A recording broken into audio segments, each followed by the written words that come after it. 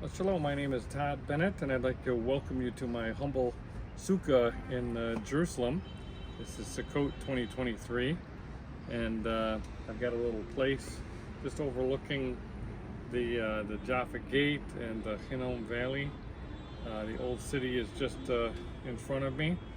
You can hear the traffic in the background. There's some ancient roads here that have been turned into modern roads, and they're not too wide, and you get a lot of traffic jams, and people in the Middle East aren't often patient when they have to sit at a light or a traffic jam and they start honking their horns. So you might hear some horns disturbing the peace here on this high day of Sukkot. Today it's Sunday on the Gregorian calendar, October 1st.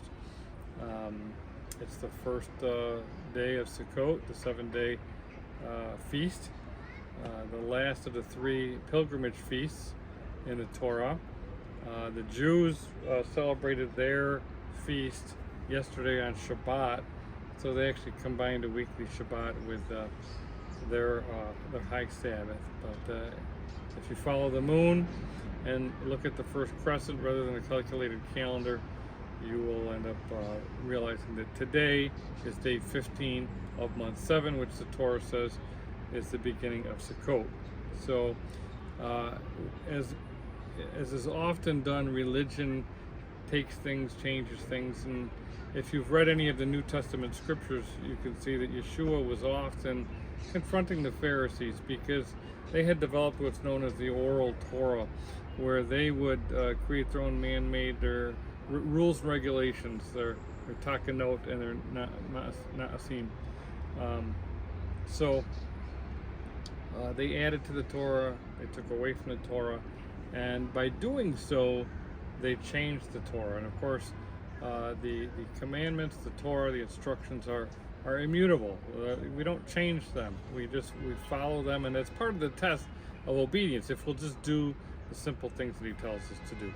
So we're celebrating Sukkot here on October 1st on the Gregorian calendar. This is day 1 of the feast. We count 7 days. The first day is a high Sabbath.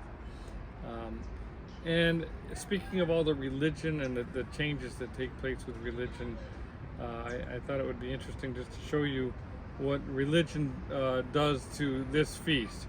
So we're commanded on Sukkot in Leviticus 23 to take branches, fruits of beautiful trees, splendid trees, and branches of leafy trees, it says, and palm trees and willows of the brook. So basically we have those elements that we're supposed to be incorporating into our Sukkot traditions. Well, I went out to the shuk on Friday before Shabbat, and I just bought some of the traditional elements that the Jewish people do. I mean, obviously the concept is that you go out and you cut down some branches and you use them to decorate, adorn, build your sukkah. And the fact is, they couldn't do this in the wilderness because they didn't have splendid fruit trees. They didn't have brooks available so that they could get the willows of the brook. They didn't have huge leafy trees out in the wilderness. So, the fact that Yah spoke to them and told them to get these things, the fruits and the leafy trees and the palm branches and the willows of the brook, meant you're in a land where there's a lot of water, and you can go and get these things. Are readily available. Well, instead of doing that, religion now kind of pre-packages these things for you, and it's just interesting how you'll go and you'll buy this package of these elements, and it's all wrapped up here. You got a zipper and a carrying case and all that, and little holders. So here's what they have. Here's your different branches, your willows, your palm, all nice and neatly packaged up for you. And then in a carrying case with a handle, that my handle broke off because I was schlepping around the city with it. But anyways, usually has a handle, so people keep it all in the plastic, and they'll take it out at the right time, and they'll put them in their holders, and they'll wave them, and then the fruit.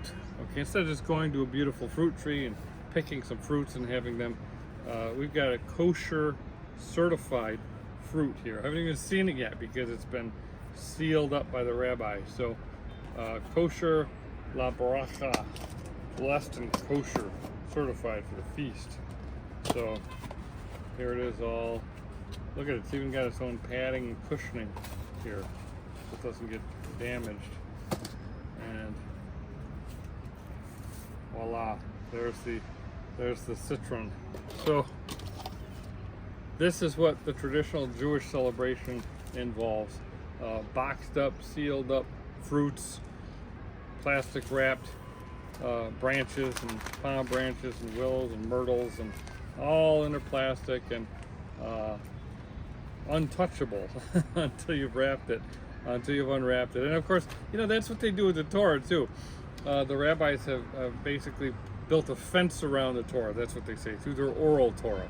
So in other words, through all their rules and regulations, they're talking about in Ma'asim, they create this fence, so you can't even get to the Torah. You can't even touch it. And of course, that's the same sin, really, that we read back from the garden, where Yah just said, "Don't partake of the fruit of all knowledge," but Hava said, "We shall not eat it or touch it." Okay, and that's not what the commandment was. And so we have these plastic wrapped religion, kind of, and that's what Judaism does. They plastic wrap it, so you really can't even get to the substance of it, and that's what they do by building a fence around the Torah as well. You never even get to the Torah because the rabbis have built this fence, and that's clear sin, that's clear error. That's one of the things that Yeshua was speaking the woes about in Matthew 23. Woe to you! He says basically that they keep people out of the kingdom, and they themselves are not getting into the kingdom either. So this is really not how we're supposed to be celebrating Sukkot, and that's why I always recommend that people don't look to Judaism for your obedience. Look to the Messiah for how to obey, not to the religion of Judaism, which was developed by the Pharisees. But I wanted to purchase these and just show you what religion does to commandments. Plastic wraps them, builds a fence around them, and makes them almost untouchable, unreachable sometimes. And it's not what the Torah was about. The Torah was meant to be in our minds, in our hearts, and so that it's inside of us, and we live it, and it flows out from us. So that's just a quick little something that I wanted to show you while I was in my sukkah, and I'm going to be going to take a walk a little later, and hopefully I'll catch some video of that as well. So Shabbat Shalom and Hag Sameach from Jerusalem.